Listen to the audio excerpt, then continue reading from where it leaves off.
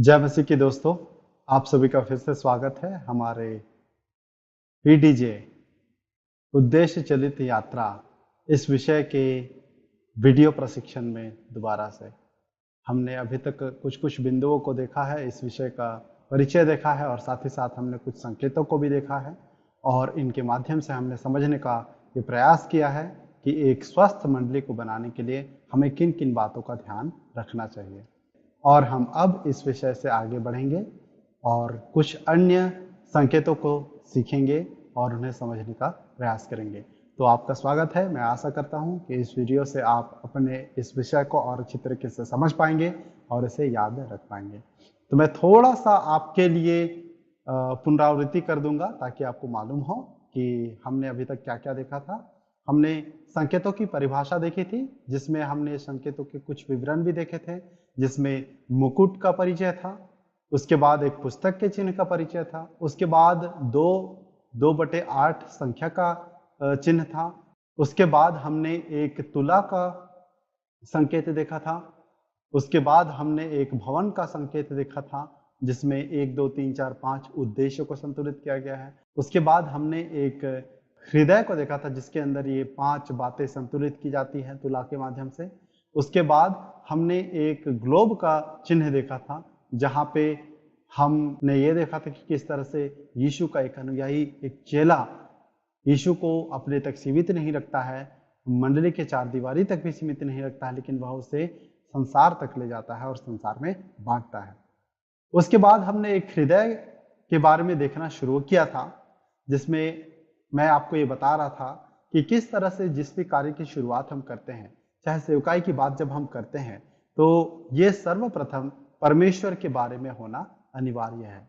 सेवकाई हम इसलिए करनी चाहिए क्योंकि हमारा हृदय भी उन्हीं बातों के द्वारा टूटता है जो परमेश्वर के हृदय को तोड़ती है। सेवकाई हम अपने राज्य की स्थापना करने के लिए नहीं करते हैं, इसके विपरीत सेवकाई में हम परमेश्वर के राज्य की घोषणा करते हैं। यह सुसमाचार परमेश्वर के राज्य के आने का सुसमाचार है। तो क्या हमारी बातें भी उन्हीं विषयों से टूटती है, उन्हीं बातों से जूझती है जो परमेश्वर के हृदय को भी परेशान करती है या परमेश्वर के हृदय को भी दुखित करती है? कौन सी है वो बातें जो परमेश्वर के हृदय को दुखी करती है? हम इस बात को मत्ती उसका 9 उसके 35 से 38 में देख पाते हैं, जहां पे यीशु मसीह लोगों के बारे में, भीड़ के बारे में कुछ कहते हैं। जैसा ईश्वर ने मनुष्य जाति के समस्या को देखा, उसने लोगों के विषय में यह कहा कि यह घबराए हुए असहाय लोग हैं और उनके पास कोई उत्तर नहीं है। उनके संसार को भ्रष्ट नेता, गरीबी, बीमारी और निरक्षरता ने जकड़े रखा है। यह सभी ऐसे लक्षण हैं जो परमेश्वर के बिना खोए हुए लोगों के हैं, जो परमेश्वर से दूर है, जो परमेश्वर के रहित है, जिनके पास परमेश्वर नहीं है। वे लोग आज भी इन सारी सावधानियों के तले दबे हुए हैं। सबसे पहला, हम आज भी ऐसे खोए हुए लोगों को देखते हैं जो यीशु मसीह के द्वारा पिता के साथ सही संबंध में नहीं जुड़े हैं, जो आज भी परमेश्वर से अलग है, आत्मिक रूप से अंधे हैं। दूसरा, आज भी बहुत से ऐसे लोग पाए जाते हैं जो भ्रष्ट और तानाशाह सरकारों के द्वारा शासन के अंतर्गत आते हैं, उनके अंतर्गत जीवन जी रहे हैं। भ्रष्ट अगुओं की वजह से, भ्रष्ट नेताओं की वजह से उनका जीवन काफी त्रस्त पड़ा हुआ है। उसके बाद तीसरा, हम ऐसे लोगों को देखते हैं जो हर दिन एक तबाह करने वाली गरीबी में अपना जीवन यापन करते हैं, अपना गुजर बसर करते हैं। और जब हम यहाँ गरीबी की बात कर रहे हैं मित्रों, तो सिर्फ ये उस गरीबी की बात नहीं है जो एक पीढ़ी अपने समय में देखती है। ये उस पीढ़ियों से चले आ रहे गरीबी के बारे में है जहाँ पे बाप दादाओं से लेकर के वो गरीबी चलती आ रही है, जहाँ पे परदादा भी गरीब थे, जहाँ पे दादाजी भी गरीब थे, जहाँ पे पिताजी भी गरीब हैं। और वर्तमान की स्थिति को ऐसा देखकर नहीं लगता कि स्थिति बदलने वाली है। जी हाँ, गरीबी के एक ऐसे चक्र में लोग फंसे हुए हैं जहां वे गरीबी से बाहर आने में बिल्कुल पूरी तरह से नाकाम हो रहे हैं। उसके बाद चौथी बात हम देख पाते हैं कि संसार भर में आज भी ऐसे लोग हैं जो रोकथाम किए जा सकने वाली बीमारी से जूझ रहे हैं। मलेरिया की समस्या को हम कई सालों से देख रहे हैं। आज इसके टीका, बीमारी के दवाइयां, इलाज, ये सारी चीजें होने के बावजूद भी हम देख पाते हैं कि कई लोग हर साल मलेरिया की वजह से मरते हैं। एक साधारण की बुखार की वजह से कई सारे लोग मरते हैं। कुछ समय पहले मुझे हमारे एक मित्र के बेटे के बारे में पता चला। उनके बारे में मुझे खबर इस तरह से दिया गया कि उनकी तबीयत खराब है, उनको अस्पताल में एडमिट किया गया है। फिर जब उनकी जांच पड़ताल हुई तो उनके बारे में कहा गया कि उन्हें बुखार है, और अंततः बड़ा ही दुखद खबर मिला कि उनकी बुखार होने की वजह से मृत्यु हो गई। यह सोचने वाली बात है कि आज भी 2020 में क्या लोग बुखार से मरते हैं? जी हाँ, शायद हम और आप इस बात से अनभिज्ञ होंगे, लेकिन ऐसे कई सारे लोग हैं जिनके पास ऐसी साधारण मूलभूत उपचार नहीं हैं और वे इन छोटी-छोटी रोकथाम किए जा सकने वाली बीमारी से भी अपना जीवन खो देते हैं। उसके बाद हम पांचवा देख पाते हैं कि आज भी ऐसे लोग हैं जिनके पास मौलिक शिक्षाएं नहीं है। वे पढ़ लिखने की क्षमता भी हासिल किए बिना ही अपना जीवन गुजर बसर कर रहे हैं। मैं कहना चाहूंगा कि हम थोड़ा विचार करें, थोड़ा सोच करके देखें कि आज हम जहां कहीं भी हैं, अपने पढ़ने और लिखने की क्षमता के बगैर क्या इस मकाम तक हम पहुंच पाते?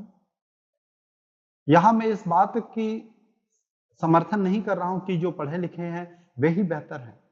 जी नहीं, कई सारे निरक्षर लोग भी काफी अच्छा जीवन गुजर बसर करते हैं, काफी सभ्यता से पेश आते हैं। लेकिन कहने का तात्पर्य ये है कि शिक्षा जो हमने हासिल की है, पढ़ने लिखने की जो क्षमता हमने हासिल की है, उसने निश्चय ही हमें अपने मकाम में आगे बढ़ने में सहायता किया है।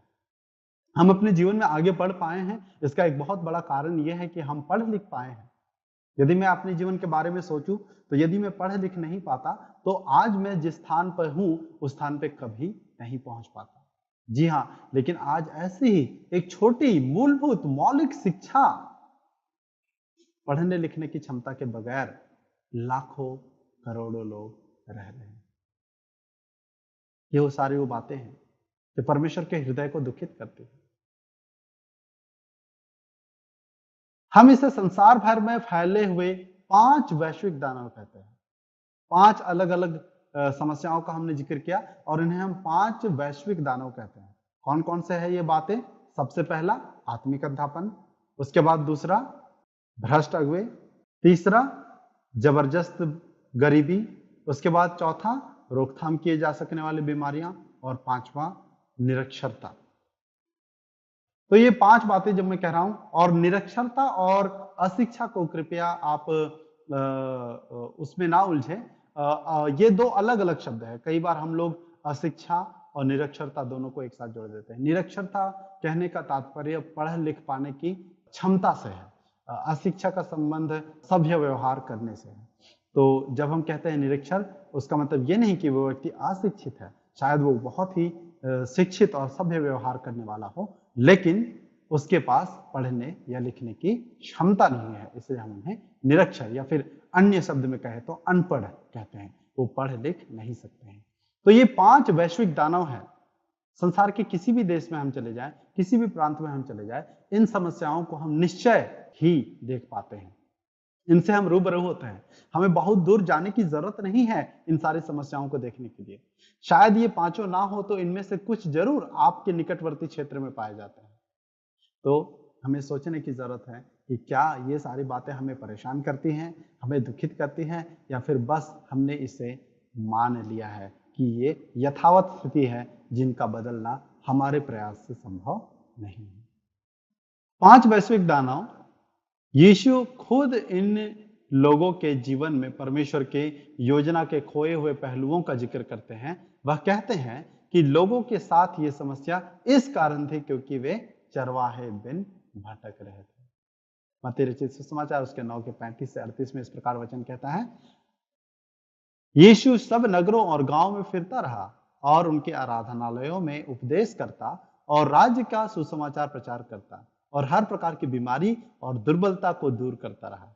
तब उसने अपने चेलों से कहा, पके खेत तो बहुत हैं पर मजदूर थोड़े हैं, इसलिए खेत के स्वामी से विनती करो कि वह अपने खेत काटने के लिए मजदूर भेज दे। यदि आपके पास एक ऐसी योजना है जो यीशु की आज्ञाओं के महत्वपूर्ण भागों को संजोए हुए है, उन्हें समाये हुए है, और आप इसे अपनी मंडली के जीवन के द्वारा जीना चाहते हैं, तो आप वही कर रहे हैं जो एक चरवाहे को करने के लिए कहा गया है। तो ये है वो कुछ बातें जो हमारे हृदय को तोड़नी चाहिए, हमें परेशान करनी चाहिए और इनके प्रति हमें सुधार लाने का प्रयास करना चाहिए। चाहे हम ये प्रयास व्यक्तिगत रूप से करें या फिर हम इसे मंडली परिवार में सामूहिक रूप से करें। ऐसे बहुत सारे लोग हैं जो हमारे मंडली में हैं, जो इन क्षेत्र में काम करना चाहते हैं। आज हमें ज़रूरत है कि उन्हें हम परमेश्वर के वचन अनुसार उनकी अगुवाई करें, उन्हें प्रोत्साहित करें। आपके मंडली में ऐसे बहुत सारे लोग हैं जो गरीब बच्चों को थोड़ा समय दे सकते हैं, उन्हें थोड़ा सा ट्यूशन का समय दे करके उनके शैक्षणिक स्तर में बहुत बड़ा बदलाव ला सकते हैं। आपकी मंडली परिवार मिलकर के समाज में पाए जाने वाले उन सबसे गरीब तबके के लोगों को रोजगार के अवसर मुहैया करके उन्हें सही लोगों के संपर्क में ला करके उनके जीवन में एक बेहतरीन परिवर्तन कर सकते हैं। ऐसे बहुत सारी बीमारियां हमारे अड़ोस पड़ोस में होती ही रहती है, जहाँ पे हमारे मंडली परिवार पहल करके लोगों को मूलभूत सुविधाएं दे सकते हैं। ऐसे बहुत सारे लोग हैं जिन्हें अस्पताल तक जाने की सुविधाएं उनके पास नहीं है। हम उन्हें हमारे मंडली की ओर से अस्पताल तक पहुंचाने का काम कर सकते हैं। और ये सारी कुछ बातें हैं जो परमेश्वर को निश्चय रूप से भाता है। ये काम हम इसलिए करते हैं क्योंकि हम भी वैसा ही सोचते हैं जैसा परमेश्वर सोचता है और महसूस करते हैं। तो यहाँ हम इस पूरे यात्रा के यदि इन बिंदुओं को समझना चाहे तो हम इन्हें 3 भागों में अलग अलग बांट सकते हैं। हालांकि मैंने अभी आपको सभी संकेतों का अर्थ नहीं बताया है और उनका विवरण नहीं दिया है, फिर भी इन पूरे संकेतों को 3 भागों में हम बांट सकते हैं। सबसे पहला जो भाग है उसे हम आज्ञा कहते हैं। ये कुछ बातें हैं जो हमें परमेश्वर की ओर से मिलती है। सबसे पहली बात, परमेश्वर स्वयं इस कार्य को करने की शुरुआत करने वाले हैं। ये हमारा प्रयास नहीं है, ये परमेश्वर का कार्य है।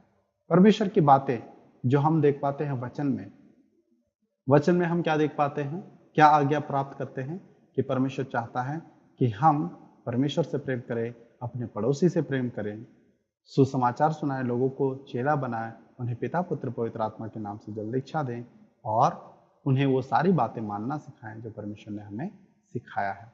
तो इन 3 संकेतों को हम एक भाग में लेते हैं और इनसे आज्ञा कहते हैं। ये परमेश्वर की ओर से प्राप्त आज्ञा है।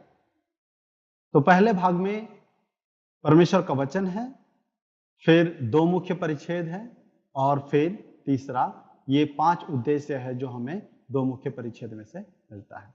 दूसरे भाग को हम छोड़ करके तीसरे भाग में पहुंचते हैं जो हमारा लक्ष्य है।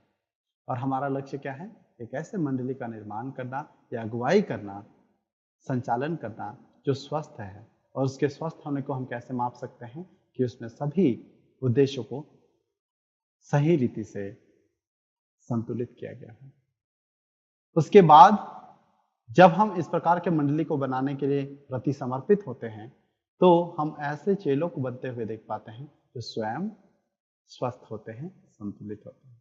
फिर ये चेले हम देख पाते हैं कि मंडली के 4 दीवारी तक सीमित नहीं रखते हैं, लेकिन ये बाहर जा करके परमेश्वर के प्रेम को संसार के उन खोए हुए लोगों तक पहुंचाते हैं जो अभी भी परमेश्वर के राज्य के सुसमाचार से अछूते हैं।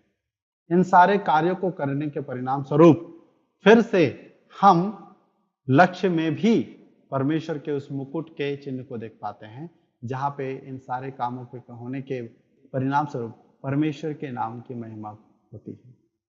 तो ये यात्रा परमेश्वर के महिमा से ही शुरू होता है और परमेश्वर की महिमा में ही समाप्त भी होता है। लेकिन इन दोनों भाग के बीच में एक भाग है जिसे हम योजना कहते हैं। हम कैसे पहुंचेंगे अपने लक्ष्य तक? उस लक्ष्य तक पहुंचने का सबसे पहला तरीका मैंने आपको काफी विस्तार से बताया। उन बातों के द्वारा हमारे हृदय को टूटने के लिए परमेश्वर के प्रति संवेदनशील करके सौंपने की जरूरत है, जो परमेश्वर के हृदय को भी तोड़ती है। इसके बाद हम एक चेला बनाने की प्रक्रिया के बारे में सीखते हैं, जिसमें हम अपने अगले संकेत को समझने का प्रयास करते हैं। अगला संकेत समर्पण चक्र का है। आप देख पा रहे होंगे कि इसमें अलग अलग चक्र हैं और उन अलग अलग चक्र को अलग अलग नाम दिया गया है।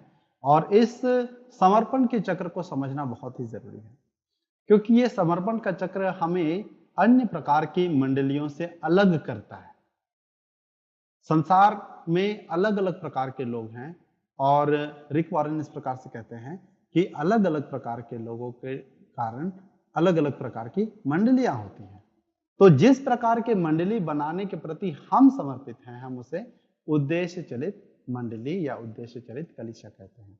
और इस प्रकार के कलीसिया को बनाने के लिए हमें इस विचार को समझना, इस समर्पण चक्र को समझना बहुत ही जरूरी है। सामान्यतः हम देख पाते हैं कि मंडलियों का निर्माण अंदर से बाहर की ओर होता है। कहने का तात्पर्य है कि आप किसी चेले को या फिर तैयार व्यक्ति या अगुवे को एक नए जगह पे भेजते हैं या वे स्वयं जाते हैं, वहां पे वो कुछ एक दो लोगों को इकट्ठा करते हैं और उसके इकट्ठा होने के बाद वहां पे आराधना सभा की शुरुआत होती है। फिर धीरे धीरे और अधिक लोग वहां आने लगते हैं, इस प्रकार से संख्या बढ़ती है। हम इसे अंदर से बाहर की ओर बढ़ना कहते हैं। लेकिन हम उद्देश्य चलित मंडली को बनाने के प्रति समर्पित होने के कारण से एक दूसरा तरीका अपनाते हैं, जिसे हम बाहर से अंदर की ओर आने वाला तरीका अपनाते हैं। हम बाहर से अंदर आने में कौन कौन से भाग से सामना करते हैं, इसका जिक्र हम सबसे पहले देखेंगे। सबसे बड़ा जो आपको घेरा दिख रहा है, ये चक्र दिख रहा है, हम उसे समुदाय कहते हैं। कहने का मतलब है कि हमारी सेवकाई सबसे पहले समुदाय में शुरू होती है। समुदाय में ही हम अपने सेवकाई को या मंडली को भी अंजाम देते हैं। यहां तक कि हम यदि अपने वर्तमान मंडली के बारे में भी सोचें तो ये एक समुदाय के अंतर्गत है। और वो समुदाय अलग अलग प्रकार का हो सकता है।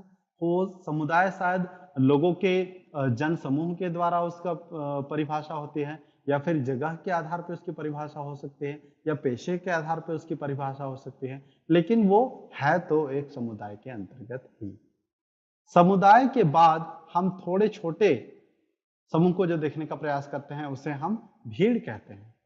जब हम समुदाय में सेवा करना शुरू करते हैं तो हम देखते हैं कि कुछ लोग हैं जो आकर्षित होते हैं, कुछ लोग हैं जो इच्छुक हैं, कुछ लोग हैं जिनके जीवन में परमेश्वर काम कर रहा है और फिर वे हमारी आराधना सभाओं में शामिल होना शुरू होते हैं। इन्हें हम भीड़ कहते हैं। ये वे लोग हैं जो रुचि ले रहे हैं, ये वे नहीं हैं जो अभी तक समर्पित हो चुके हैं। ये सिर्फ रुचि लेने वाले लोग हैं। ये हमारे साप्ताहिक सभाओं में शामिल होने वाले लोग हैं। ये हमारे अन्य सभाओं में मौजूद रहने वाले लोग हैं। इसके बाद हम देख पाते हैं तीसरा समूह जो है, जिसे हम सभा समूह कहते हैं या मंडली कहते हैं। ये वे लोग हैं जिन्होंने अपना समर्पण यीशु के प्रति किया है। इनमें और भीड़ में अंतर यह है कि भीड़ के सभी लोग सभा समूह के हिस्से नहीं हैं, लेकिन सभा समूह के सभी लोग वे लोग हैं जो भीड़ में आने के साथ ही साथ यीशु मसीह के प्रति समर्पण भी कर चुके हैं। इसके बाद हम अपने अगले घेरे में जाते हैं, जिसे हम समर्पित के नाम से जानते हैं। ये वे लोगों का समूह है, उन लोगों का समूह है जो सिर्फ यीशु मसीह के प्रति अपने जीवन का समर्पण ही नहीं किए हैं, लेकिन वो उसमें निरंतर बढ़ते रहने के लिए समर्पित हैं, अनुशासित होने के लिए समर्पित हैं, सीखना चाहते हैं। ये सिर्फ नए विश्वास को ग्रहण कर लेने वाले मात्र नहीं हैं, लेकिन ये उस विश्वास में बढ़ने वाले लोग हैं। समर्पित के बाद हम अपने अगले घेरे में जाते हैं, जिन्हें हम केंद्र कहते हैं। ये वे लोग हैं जो सिर्फ सीखने के प्रति ही नहीं, लेकिन सेवा के प्रति भी समर्पित हैं और अपने अलग अलग वरदान के द्वारा, क्षमताओं के द्वारा मंडली के लोगों का सर्वप्रथम और फिर बाहर अन्य लोगों के जीवन में भी सेवकाई करने की पहल करते हैं। ये वो कुछ लोग हैं जो अलग अलग सेवकाइयों का जिम्मेदारी उठाते हैं। मंडली में पाए जाने वाले भिन्न भिन्न सेवकाइयों का जिम्मेदारी उठाते हैं। जैसे कि कुछ लोग होंगे जो बच्चों के मध्य होने वाली सेवकाई का जिम्मेदारी उठाते हैं, तो कुछ होंगे जो बुजुर्गों या महिलाओं या पुरुषों या जवान या फिर अन्य प्रकार के जनसमूह के बीच सेवकाई करने के लिए की जाने वाली सेवकाई का अगुवाई करते हैं।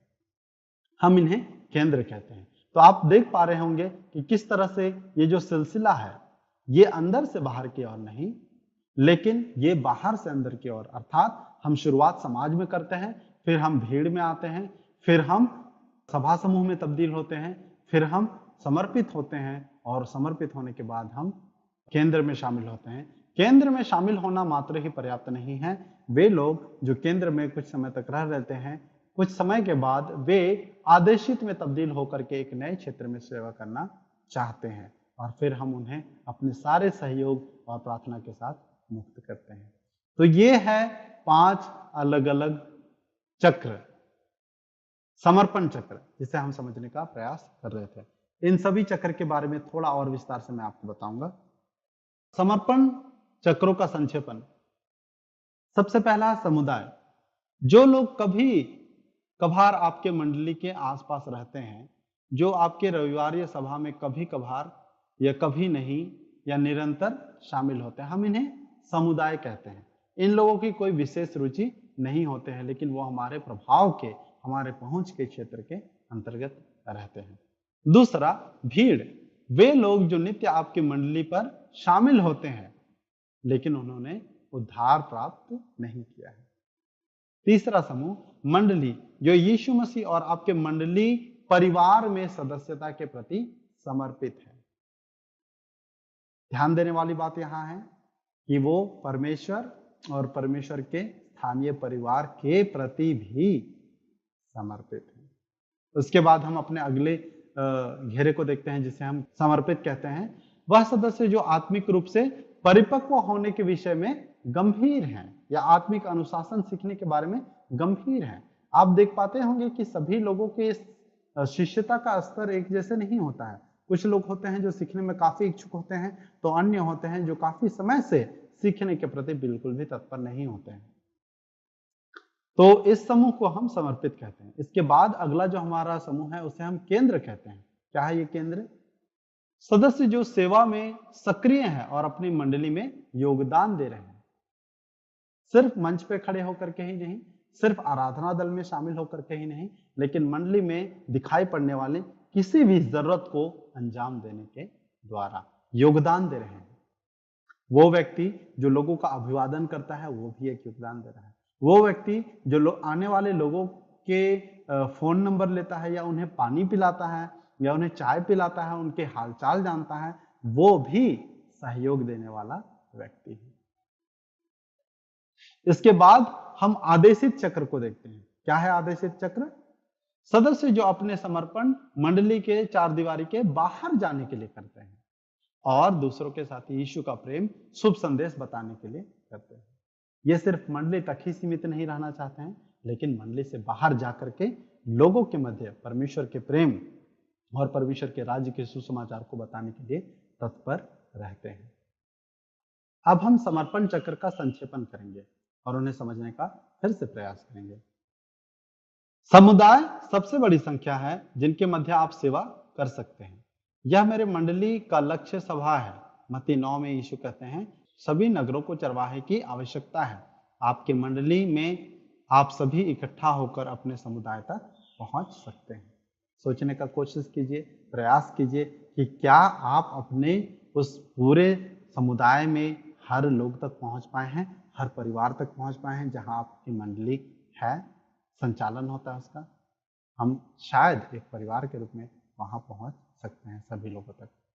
दूसरा मुख्य यह है कि हम लोगों को अपने मंडली में लेकर के आए, उन्हें बैठने और शुभ संदेश सुनने का मौका दें।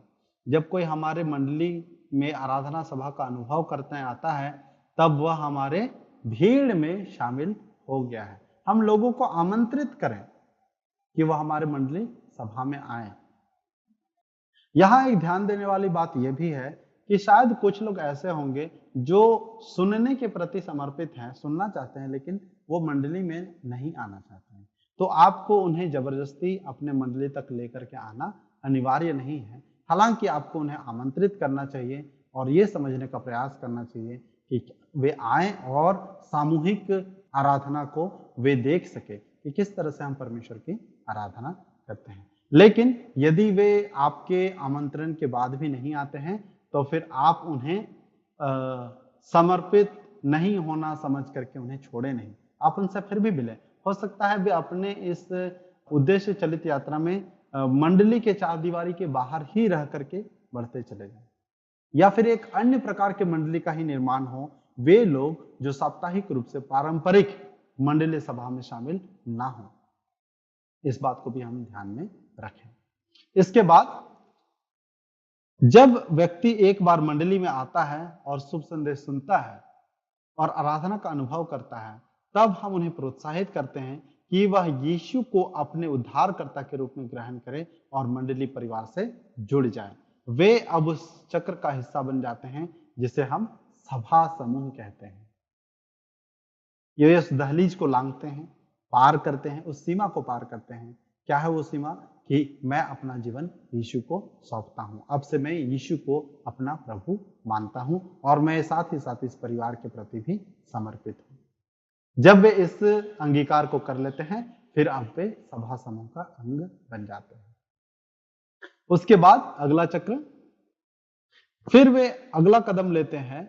वह ऐसा कहने के द्वारा गहरा समर्पण देते हैं, क्योंकि अब मैं यीशु को उद्धारकर्ता के रूप में ग्रहण कर चुका हूं, तो मैं संपूर्ण समर्पण बाइबल के अध्ययन के लिए करता हूं। मैं यीशु के समान बनूंगा। इस समर्पण के द्वारा वे समर्पित चक्र से जुड़ जाते हैं। वे अपने आत्मिक उन्नति के प्रति गंभीर होते हैं और अन्य विश्वासियों के साथ मिलकर के परिपक्वता में बढ़ना चाहते हैं, इसलिए हम उन्हें समर्पित कहते हैं। उसके बाद हमारा अगला चक्र, जब मैं यीशु के समान बनना चाहता हूं और वचन का अध्ययन करता हूं, तो मैं इस बात को जान पाता हूं कि यीशु सेवा करने के लिए आया और इसलिए नहीं कि उसकी सेवा की जाए। मैं उसके समान बनना चाहता हूं, इसलिए मैं भी मंडली के सेवा कार्य में शामिल होना चाहूंगा। ये लोग केंद्र कहलाते हैं। ये वे लोग हैं जो अन्य अन्य माध्यम से, अन्य अन्य क्षमताओं से, अन्य अन्य प्रकार से लोगों के जीवन में, मंडली के जीवन में योगदान देते रहने का प्रयास करते हैं। इसके बाद हम अपने अगले चक्र तक जाते हैं। हम फिर आदेशित के चक्र से जुड़ जाते हैं और यीशु के बारे में दूसरों को बताते हैं। यीशु ने कहा, अपने आसपास के संसार में जाओ। मैं जाऊंगा, मैं मंडली के बाहर जाकर दूसरों को यीशु के बारे में बताऊंगा। तो हम इसे कैसे समझ सकते हैं? सबसे पहले हम उन्हें परमेश्वर के परिवार के सदस्यता में लेकर के आए। सबसे पहले हम उन्हें परमेश्वर के परिवार के सदस्यता में लेकर के आए। उसके बाद हम उन्हें शिष्यता के द्वारा परिपक्वता के लिए निर्माण करें, है ना। हम उन्हें सबसे पहले लेकर के आए, फिर उन्हें परिपक्वता के लिए निर्माण करें। उन्हें वैसा ही बनाए रखने की जरूरत नहीं है। हमें उन्हें बढ़ने के लिए, जिस प्रकार से एक शारीरिक रूप से बच्चा बढ़ता है, उसी प्रकार से हम भी इनकी सहायता करते हैं कि वे बढ़ सके। इसलिए हम उनका निर्माण होने में सहायता करते हैं। उसके बाद उन्हें मंडली में प्रभावशाली सेवकाई के लिए प्रशिक्षित करते हैं, सेवा कार्य के लिए प्रशिक्षित करते हैं, है ना। सिर्फ आकर के सभा में शामिल होने के लिए नहीं, लेकिन सेवकाई के काम में लग्न होने के लिए, शामिल होने के लिए उन्हें प्रशिक्षित करते हैं अन्य अन्य माध्यम से। उसके बाद हम उन्हें संसार में उनके लक्ष्य के लिए भेजते हैं, संसार में उनके उद्देश्य के लिए भेजते हैं। हम उन्हें सिर्फ मंडली के चार दीवारी तक ही घेरे नहीं रखना चाहते हैं, बनाए नहीं रखना चाहते हैं, लेकिन हम परमेश्वर ने उन्हें जिस मकसद से इस संसार में रखा है उसे कर पाने के लिए उन्हें सशक्त करते हैं। और सारे कार्य परमेश्वर के वैश्विक महिमा के लिए आराधना के रूप होंगे। जब हम इन सभी कामों को अंजाम देते हैं, इन सभी काम से परमेश्वर की महिमा होती है। तो क्या क्या वो बातें हैं इन अलग अलग समर्पण चक्र में जो हम पूरा करने का प्रयास करते हैं? सबसे पहले हम उन्हें परमेश्वर के परिवार के सदस्यता में लेकर के आते हैं। फिर हम उन्हें परिपक्व होने के लिए निर्मित करते हैं। फिर हम उन्हें मंडली में महत्वपूर्ण अर्थवान सेवकाई के काम के लिए प्रशिक्षित करते हैं। और फिर हम उन्हें परमेश्वर के द्वारा दिए गए लक्ष्य के लिए पूरा करने के लिए उन्हें संसार में भेजते हैं। और जब ये सारे कामों को हम अंजाम देते हैं तो इससे परमेश्वर की महिमा होती है। और फिर हम उस पहले उद्देश्य को फिर से यहाँ पूरा कर पाते हैं, जिसे हम आराधना कहते हैं। मित्रों, इससे पहले कि मैं समापन करूं, मैं दोबारा आपको दो बातें दोहरा करके बताना चाहूंगा कि कौन कौन से है वो 5 उद्देश्य, कौन कौन से है वो दानव, और क्या है ये 5 चक्र। तो सबसे पहला हम देखेंगे 5 उद्देश्य। सबसे पहला उद्देश्य आराधना, दूसरा उद्देश्य सेवा कार्य, तीसरा उद्देश्य सुसमाचार प्रसार, चौथा उद्देश्य संगति, और पांचवा उद्देश्य है शिष्यता। इसके बाद हम देखते हैं 5 अलग अलग वैश्विक दानव को। क्या क्या है ये 5 अलग अलग वैश्विक दानव? सबसे पहला आत्मिक अंधापन, दूसरा भ्रष्ट अगुवे, तीसरा कमर तोड़ गरीबी, चौथा रोकथाम किए जा सकने वाली बीमारी, और पांचवा निरक्षरता या लोगों का अनपढ़ होना। ये है वो 5 अलग अलग दानव जिन्हें हम हराने का प्रयास करते हैं। इसके बाद हमने 5 अलग अलग समर्पण चक्र के बारे में पढ़ा। क्या क्या है ये? सबसे पहला समुदाय, उसके बाद भीड़, उसके बाद सभा समूह, उसके बाद समर्पित, और उसके बाद केंद्र। और इसमें एक और चक्र भी शामिल होता है जो चक्र नहीं, वो अपने आप में एक गोला है, जिसे हम आदेशित कहते हैं। आदेशित वे लोग हैं जो मंडली परिवार या मंडली की चार दीवारी से बाहर जाकर के एक नए जगह में सेवकाई की शुरुआत करने का विचार करते हैं। तो मैं आशा करता हूं कि आपको ये सत्र काफी जानकारी पूर्वक लगा होगा और आप हमारे उद्देश्य चलित यात्रा के इन संकेतों के अलग अलग भागों को अच्छी तरह से समझ पाए होंगे और ये भी समझ पाए होंगे कि ये समर्पण चक्र क्या है। तो हम विचार करें, सोचें, क्या है वो बातें जो हमें याद रखना जरूरी है। कौन से क्षेत्र में हम कमजोर हैं, हमें सोचने की जरूरत है, मूल्यांकन करने की जरूरत है। क्या हमने कभी मंडली के सभी परिवार तक पहुंचने का सामूहिक प्रयास किया है? क्या हमने इन सभी अलग अलग लोगों को एक बढ़िया ढांचा देने का प्रयास किया है? क्या हमने उन लोगों की पहचान की है जो हमारे मंडली में अलग अलग प्रकार से सेवा कार्य में योगदान देते हैं? हमें मूल्यांकन करने की जरूरत है और फिर हमें बदलाव करने की जरूरत है। याद रखें, यदि आप वही करते रहेंगे जो आपने हमेशा किया है तो आपको वही परिणाम मिलेगा जो आपको हमेशा से मिलता आया है। यदि आप नए परिणाम चाहते हैं तो आपको नए तरीके अपनाने की जरूरत है। परमेश्वर इस सत्र के द्वारा आप सभी को बहुत आशीष दे। जय मसीह।